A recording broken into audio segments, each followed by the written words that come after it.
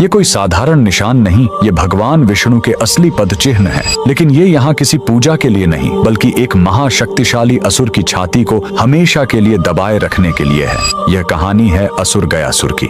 लेकिन रुकिए, वह कोई पापी या दुष्ट राक्षस नहीं, बल्कि भगवान विष्णु का इतना बड़ा भक्त था कि उसने कठोर तपस्या करके भगवान ब्रह्मा से वरदान पा लिया। वरदान था, जो भी मुझे देख लेगा या छू लेगा उसे सीधे मोक्ष मिल जाएगा। यह वरदान इतना शक्तिशाली था कि हर पापी भी सीधे मोक्ष पाने लगा। स्वर्ग नर्क खाली हो गए और यमराज का काम ही बंद हो गया। जब प्रकृति का संतुलन बिगड़ा तो देवताओं ने एक दिव्य छल किया। उन्होंने गयासुर से उसकी पवित्र देह पर यज्ञ करने की अनुमति मांगी। जैसे ही गयासुर लेटा, वह हिलने लगा। तब ब्रह्मा जी ने मृत्यु के देवता यमराज को आदेश दिया कि वो अपने लोक से एक विशाल धर्मशिला लेकर आएं और गयासुर की देह पर रख दें। लेकिन गयासुर फिर भी हिलता रहा।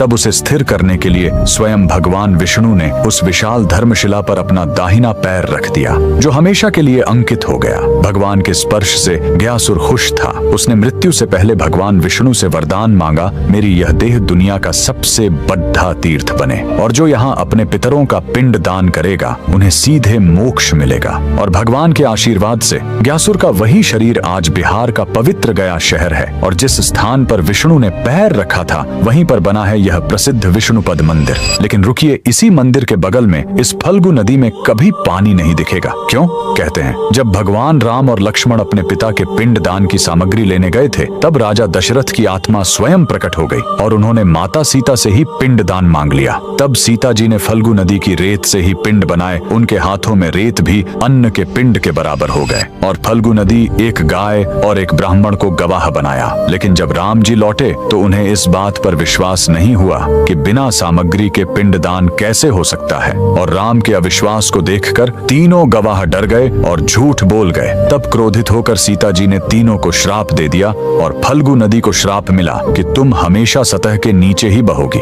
कमेंट में जय श्री विष्णु जरूर लिखें।